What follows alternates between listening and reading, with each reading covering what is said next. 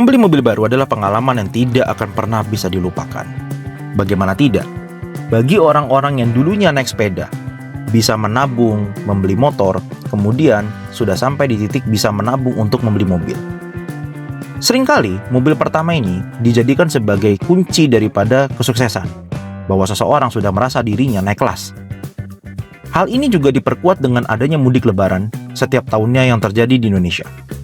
Banyak orang berlomba-lomba untuk pulang ke tanah kampungnya hanya untuk menunjukkan bahwa dia sudah sukses hidup di kota perantauannya dengan cara memiliki kendaraan baru, baik itu motor ataupun mobil. Khususnya untuk mobil, sering sekali digunakan bagi orang untuk menunjukkan bahwa dirinya sudah mulai sukses hidup di kota perantauan. Bahkan, tidak jarang orang yang beli mobil hanya digunakan pada saat mudik lebaran saja. Hari-hari tidak dipakai, hanya di garasi saja. Tapi, tidak apa, itulah Indonesia.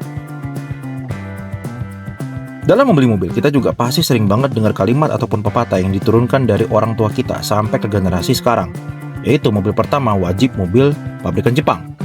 Kenapa? Karena mobil pabrikan Jepang ini di Indonesia sudah sangat terkenal dengan durabilitas yang tinggi, kemudian spare partnya yang berlimpah, dan juga memiliki resale value yang lebih bagus daripada mobil Eropa ataupun mobil Cina. Nah, untuk saat ini juga, dalam membeli mobil kita punya dua pilihan. Apakah kita mau membeli mobil baru ataupun membeli mobil bekas? Bagi mereka yang mungkin punya budget lebih dan nggak mau pusing sama perawatan karena masih ada warranty dan free service, mungkin akan lebih memilih mobil baru. Tapi bagi mereka yang mungkin punya budget terbatas dan mau memiliki mobil yang bisa dibuat gengsi, mungkin akan lebih memilih mobil second. Kenapa demikian? Saat ini, pangsa mobil baru, khususnya mobil pabrikan Jepang, harganya sudah terlalu tinggi. Apalagi untuk kondisi ekonomi saat ini. Gimana enggak? Saat ini dengan uang senilai 200 juta, kita baru bisa merasakan mobil kelas LCGC. Bahkan untuk Toyota Agya, tipe tertinggi saat ini sudah menyentuh angka 260 juta. Tapi kan mobil baru ada diskon dan free service-nya, gimana tuh? Ya memang betul, ada diskonnya. Tetapi untuk mobil kelas terbawah ini ataupun kelas LCGC ini, diskonnya paling mentok di jutaan saja.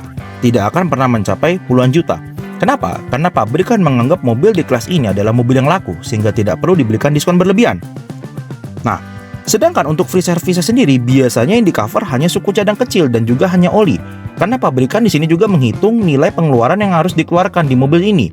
Sehingga, untuk part-part besar, biasanya nanti tidak akan di-cover oleh garansi. Sehingga pada saat garansi habis di 40.000 km ataupun 50.000 km, maka kalian wajib untuk mengeluarkan biaya lebih karena sudah masuk servis besar. Lantas dengan biaya yang dikeluarkan untuk membeli mobil baru dengan free service-nya, apakah worth it? Mungkin bagi sebagian orang tidak. Karena kelas mobil LCGC ya tetap LCGC. Sekarang dengan uang 200 juta, jika kalian mau melirik mobil second, sudah banyak sekali pilihannya. Contohnya seperti Avanza, Xenia, Suzuki R3, Expander, Defender, Rush, Terios, Kijang Innova, dan masih banyak yang lainnya lagi. Mobil-mobil di atas yang tadi saya sebutkan tentu saja secara kualitas jauh dari mobil LCGC. Secara kenyamanan berkendara, mesin, dan build quality jauh di atas mobil LCGC. Lantas apakah dengan ini mobil second masih menjadi jawaban bagi kalian tidak membeli mobil baru? Jawabannya bisa iya, bisa tidak.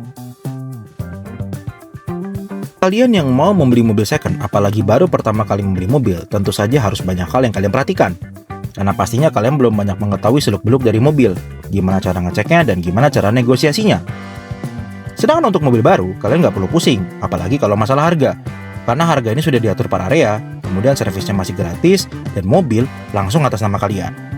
Ya walaupun memang pada akhirnya kalian hanya bisa mendapatkan mobil di kelas LCGC. Dengan membeli mobil second, kalian juga harus siap dengan kerumitan yang ada. seperti ngecek mobil, ya misalkan periksa kondisi surat-surat apakah aman, periksa apakah masih ada surat tilang yang nyangkut di kendaraan tersebut, sampai kalian harus pintar-pintar dalam negosiasi harga. Karena di mobil second, harga sangat bergantung pada kondisi mobil. Jadi kalian memang harus pintar-pintar dalam mendapatkan mobil di good condition dengan good price. Tapi semua ini pada akhirnya akan terbayarkan jika kalian mendapatkan mobil yang kalian idam-idamkan dengan harga yang bersahabat. Kembali lagi, baik mobil second dan mobil baru, pada akhirnya mobil ini akan kita rawat juga. Dan perawatan tentu saja membutuhkan biaya, baik dari perawatan secara servis maupun pajaknya. Sesuaikan kembali antara mobil yang dibeli dengan biaya operasional yang ada. Jangan sampai kalian membeli mobil, tapi karena biaya perawatan dan operasional yang tinggi, membuat kalian jadi nggak bisa merawat mobil dengan baik. Jika mobil nggak kerawat dengan baik, mau sebagus apapun pabrikan membuat mobilnya, pasti kalian tidak akan merasakan nikmatnya dan akhirnya menjadi banyak masalah. Nah, bagi kalian yang mau kita buatkan tips untuk membeli mobil, apalagi mobil second, silahkan tuliskan saja di kolom komentar. Jika kalian mau, akan kita bahas di video selanjutnya. Tulis juga kalian apakah tim second ataupun tim baru. Oke, terima kasih. See you guys.